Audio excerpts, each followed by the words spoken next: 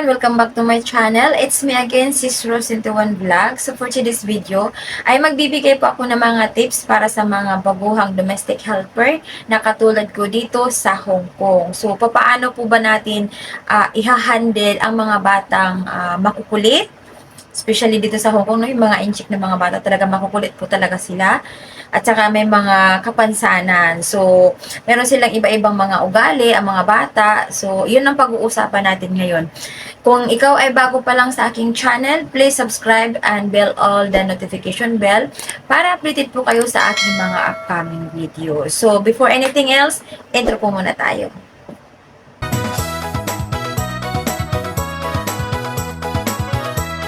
Hello everyone!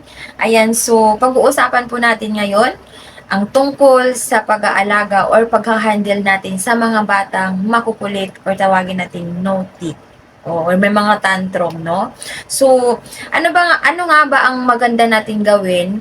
Kaya ba nating i-handle ang mga ganitong sitwasyon?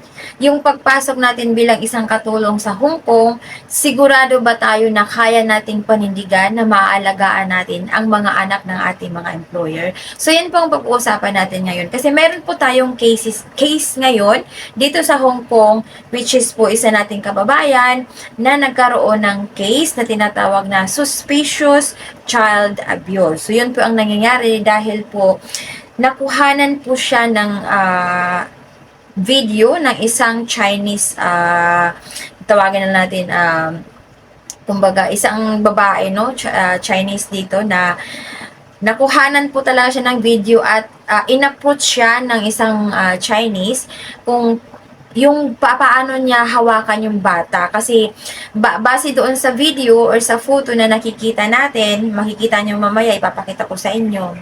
Or ito siya.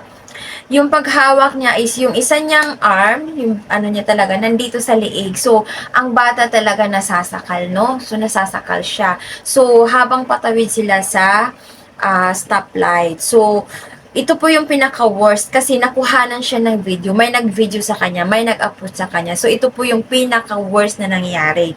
So, ang nangyari po dyan, syempre, kinausap siya ng babae, maririnig sa video na kung paano siya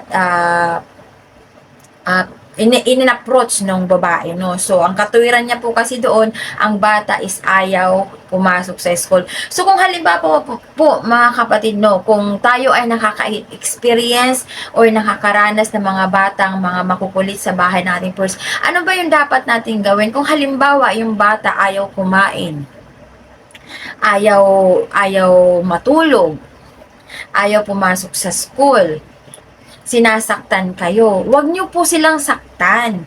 Ang una nyo pong gagawin, ito ang number 1 tips nyo, inform nyo po yung amo nyo, tawagan nyo sila, i-message po ninyo sila, ano ba yung mga ginawa ng bata, sinasaktan ka ba, sabihin mo sa mga employer mo na ito po yung ginagawa ng bata, hindi po nakikinig, hindi po sumusunod, ayaw kumain, ayaw matulog, nananakit. Ipakita nyo po yung evidence sa employer nyo. Kung mayroon kayong cellphone, videohan nyo yung bata. Kung may mga camera, sabihin nyo sa amo nyo, ma'am, can you check the camera so you can So, yun nga po no, mga kapatid, no, yung pinaka-the best natin gagawin, you have to communicate your employer. You have to inform your parents for what happened, okay? Kasi tayo po kasi yung nakakasama ng mga bata sa buong maghapon, hindi po yung parents nila. Kaya po tayo hinire ng ating mga employer to take good care of their child, of their baby, of their children. Yun po yung pinaka main reason bakit po sila nag-hire ng helper para po ay maalagaan po yung mga anak nila. So yung mga cases po kasi na ganito, kung yung mga alaga nyo is makukulit, you have to tell your employer to be honest. Ma'am, kasi ako personally, no, naranasan ko talaga yan. Nananakit yung mga alaga ko. So, sinasabi ko sa employer ko, sinachat ko sila, ito yung oras ng panakit para at least meron silang idea kung anong oras nila titingnan yung camera, yung CCTV. So, yun po yung gagawin nyo. Wag nyo pong kukuritin yung mga bata, wag nyo pong sasampalin, wag nyo pong saktan kasi yun po yung magbibigay sa inyo ng napakalaking problema sa inyong trabaho. Kaya nga, dapat, nung nag-apply po tayo dito sa Hong Kong, alam natin yung sitwasyon natin. Dapat po, mahaba po yung pasensya natin. Number 1 po dito yung pasensya natin. Kasi doon pa lang sa interview, bago tayo hinire, di ba sinabi doon na, what is your priority in taking care of the baby or the child? So, ano ba yung priority natin doon? So, di ba yung sagot natin is, safety and health. So, kung makikita natin ngayon, mostly sa mga domestic helper, hindi nila sinusunod yung mga dapat nilang gawin. Meron nga ako nakikita ng mga helper na sinasaktan yung mga alaga nila. Pero which is mali po yun. Kasi po, pag yan po ay nalaman ng employer nyo, automatic may kalalagyan po talaga tayo. Alam nyo kung saan? Sa kulungan po. Kasi automatic po, kahit hindi natin employer kung sinong makakita sa atin, pwede silang tumawag ng pulis at ipadampot po tayo. So, ganun po. So, dapat po maging aware po tayo kung may mga alaga tayong bata.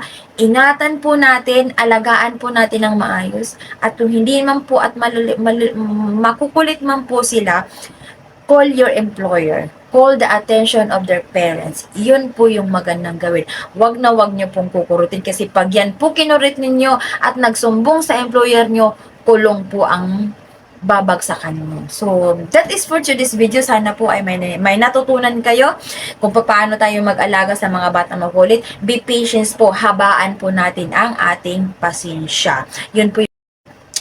Yun nga po mga kapatid, no, kung kayo ay mga nagbabalak pumunta ng Hong Kong or kahit sa, hindi lang sa Hong Kong, kahit sa ang bansa, kailangan po ang pasensya po natin ay mahaba po. Dapat meron tayong mahabang pasensya pagdating po sa ating mga alaga. So, that is for today's video. Sana po ay makatulong po ito sa inyo, magbibigay sa inyo ng karagdagang kaalaman kung ano ba yung mga gagawin natin kapag ang mga halaga po natin ay makukulit o sinasaktan tayo.